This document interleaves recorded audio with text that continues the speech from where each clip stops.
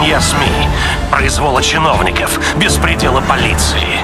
Но если нас так много, то скажите, почему мы до сих пор это терпим? А ведь в прежние времена тех, кто предавал доверие народа, ждала лишь одна участь — смерть!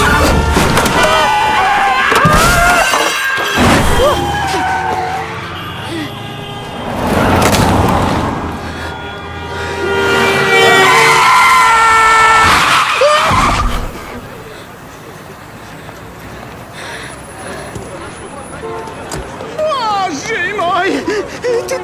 Ты сейчас самоубийца! Тебя сюда не учили, как надо переходить дорогу, а? Всё видела. Глупый ты, мальчишка! Ты чуть не убил его! О, нет, дамочка, я не виноват! О, ну Он конечно, сам бросился еще под как колеса. виноват! Ты Да? несся, как сумасшедший! Пожалуйста, займитесь своими делами, хорошо? Не смей говорить мне, что делать! Как меня достали эти женщины! Их бы Да ты поскандалить! сексист! Хватит нести чушь!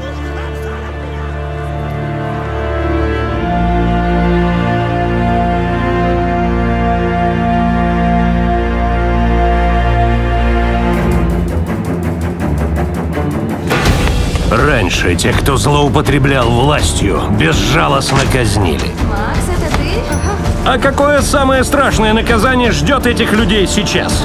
Кроссовки. Общественное недовольство? Петиции? Митинги? Ха-ха! Да и на это плевать! Второй. Увы, современная Россия больна. Коррупция и беззаконие пожирают ее, А что с курткой? словно чума. И есть лишь один способ избавиться от нее. Что-то с тобой разговариваю. Выжечь эту заразу дотла!